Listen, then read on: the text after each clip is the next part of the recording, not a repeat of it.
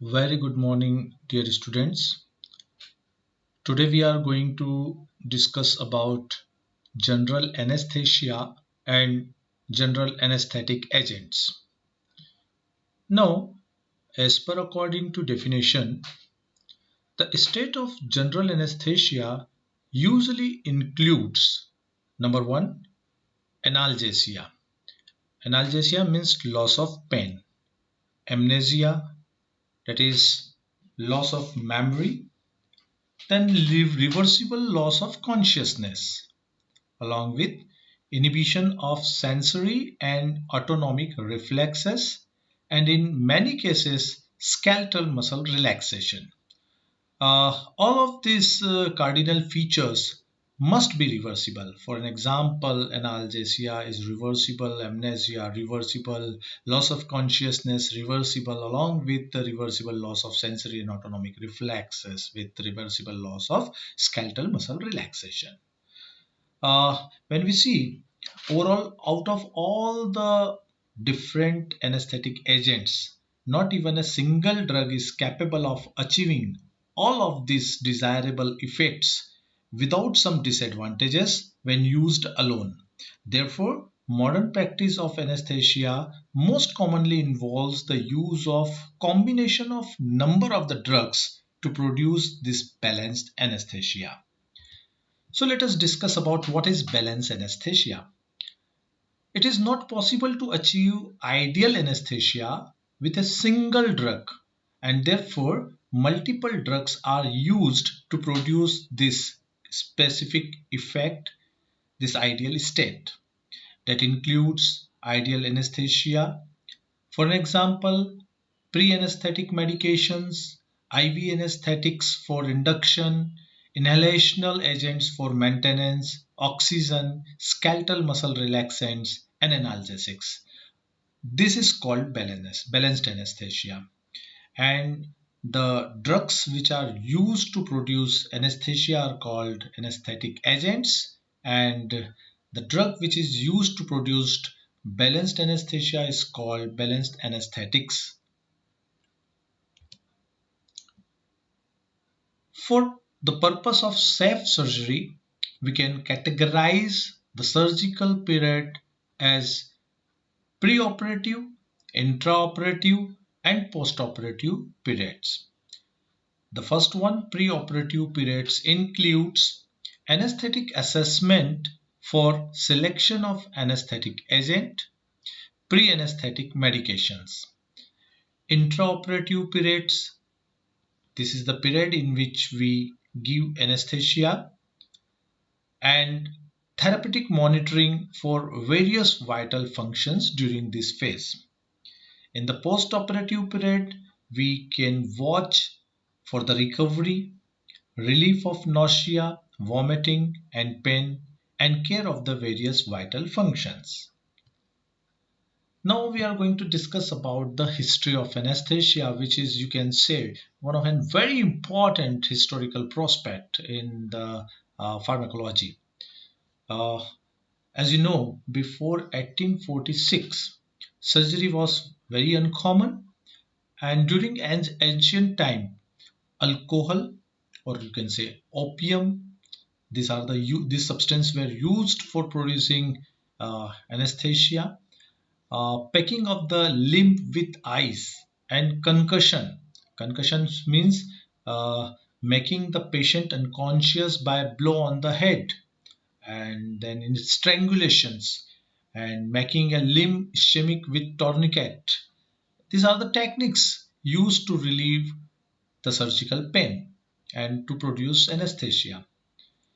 Now, the Priestley in 1776 first time synthesized N2O, that is also called laughing gas, nitrous oxide N2O.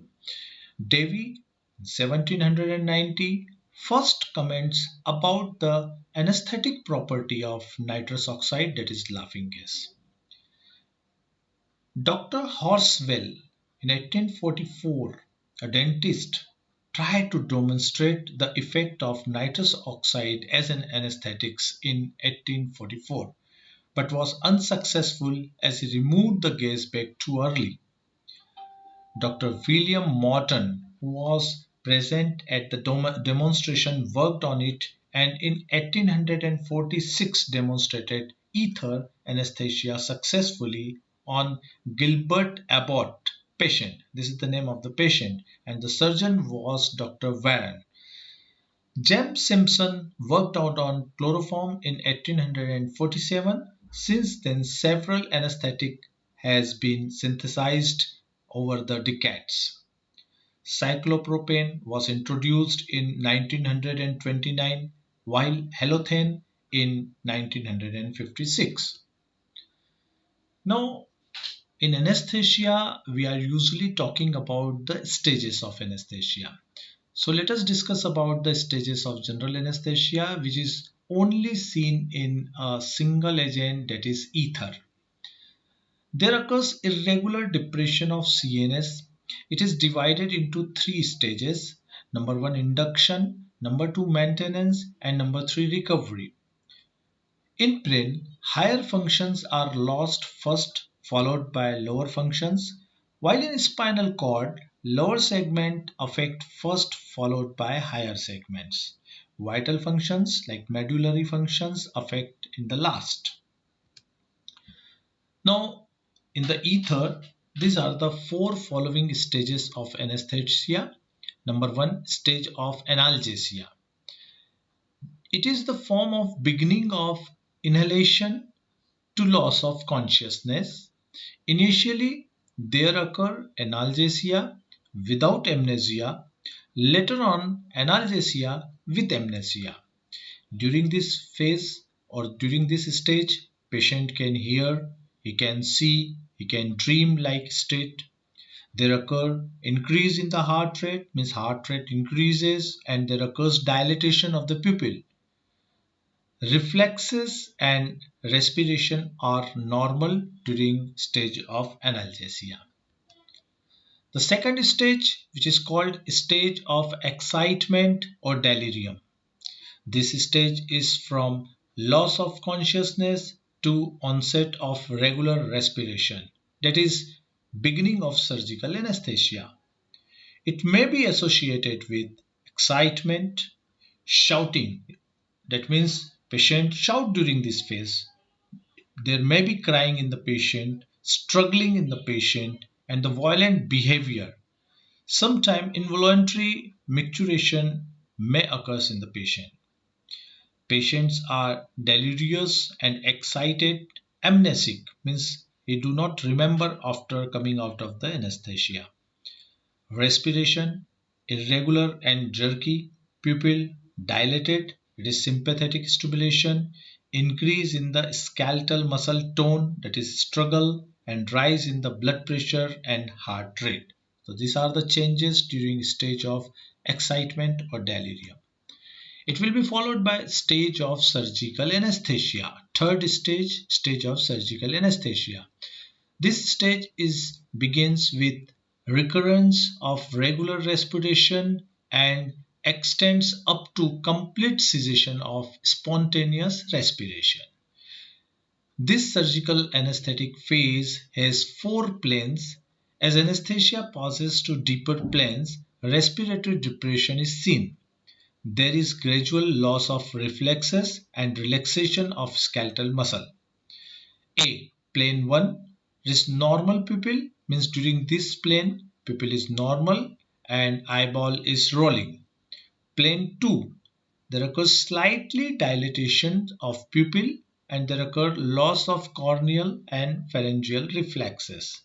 Plane 3, dilatation of the pupil and there occur loss of light reflex.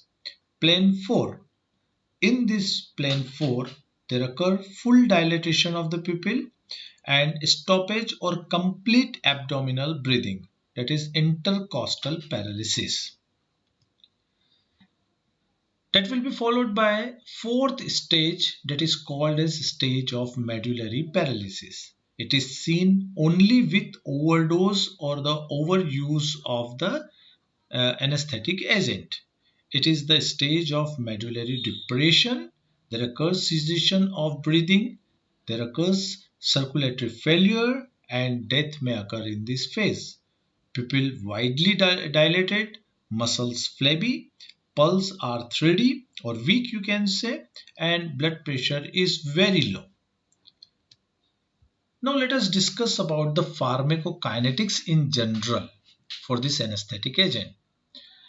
In pharmacokinetics, first of all we will have to understand about the fixed law, that is simple diffusion of the gases are based on this fixed law.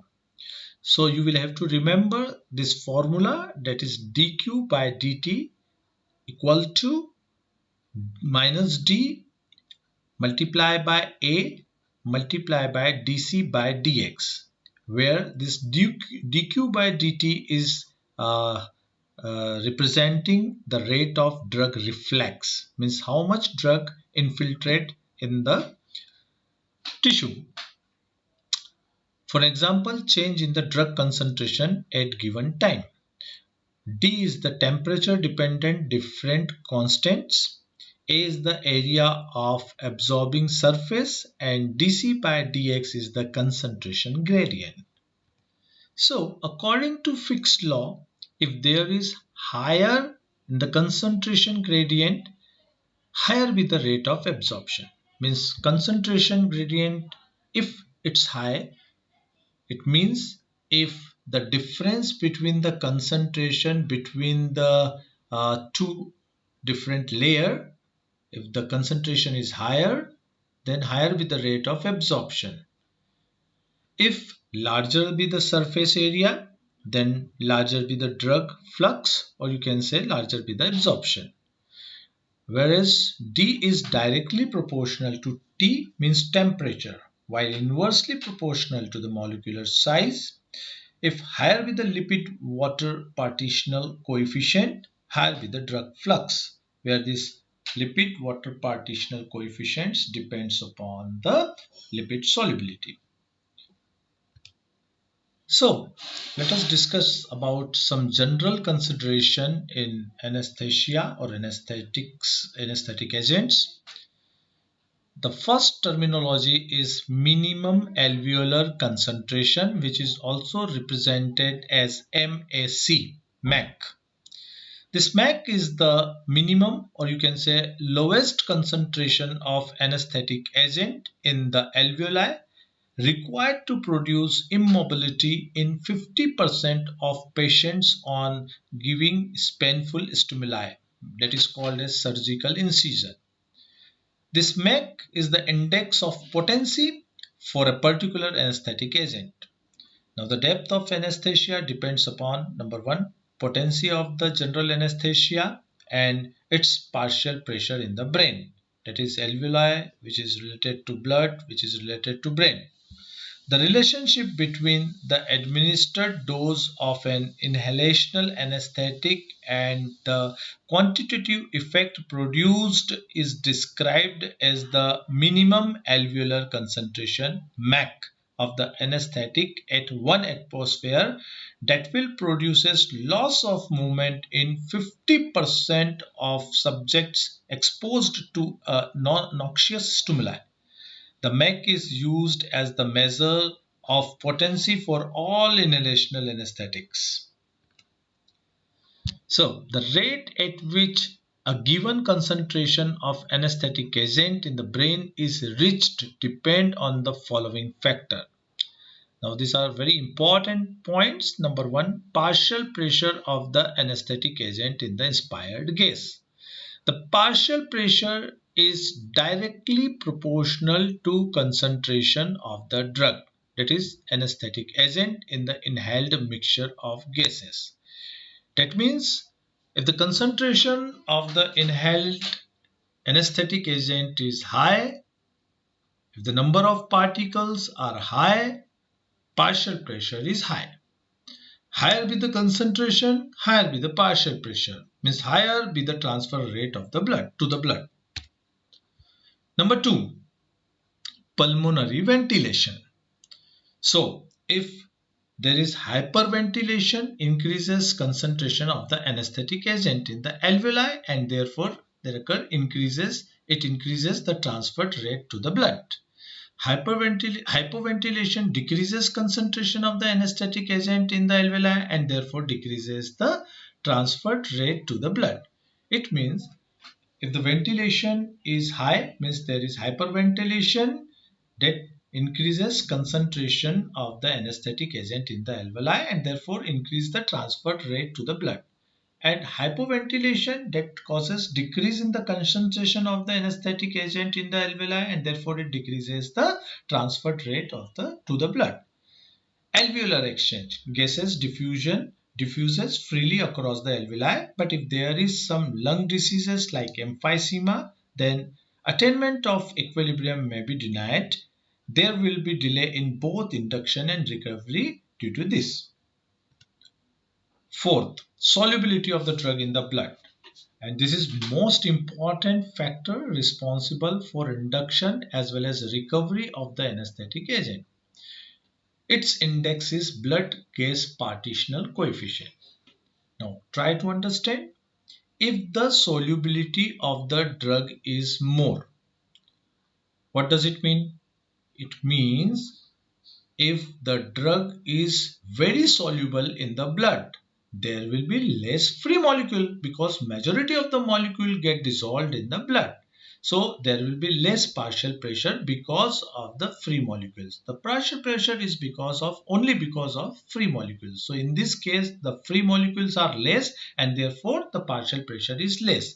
Therefore, there will be slow rise in arterial tension, for example, slower induction and recovery as it is found in halothane. If solubility of the drug is less, what does it mean? Less molecule of the agent or the anesthetic agent dissolved in the blood. So it means it has less solubility. So there will be more free molecules of the drug in the air. Therefore, higher partial pressure.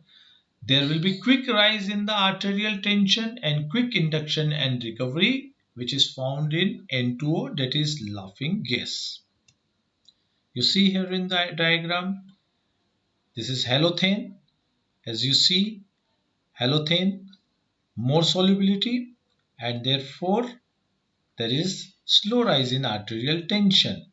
While in the first case, nitrous oxide, the solubility is less and therefore it attain quick rise in the arterial tension as you see in the first diagram. Now the fifth point is pulmonary blood flow. With increase in the cardiac output or pulmonary blood flow, there is fall in blood tension rises specifically for the drugs with higher solubility like halothane and therefore slower with the induction. With fall in the cardiac output or pulmonary flow, there is rise in blood tension rise and that leads to stagnant volume of the blood gets saturated soon and it causes faster induction. You see in the diagram on the x-axis is the time, y-axis arterial anesthetic tension and comparison between nitrous oxide, halothane and methoxyfluorine. Then the solubility of the drug in the tissue, that is brain. So you will find if there will be higher be the tissue solubility, higher be the duration of action of drug. If lower be the tissue solubility, lower be the duration of action of anesthetics. And the seventh point is cerebral blood flow. If you find if there is higher be the central blood flow, faster be the induction. If the lower be the cranial blood flow, induction will be slow. So that is about the pharmacokinetics regarding classification, and further points we'll discuss in the next lecture. Thank you.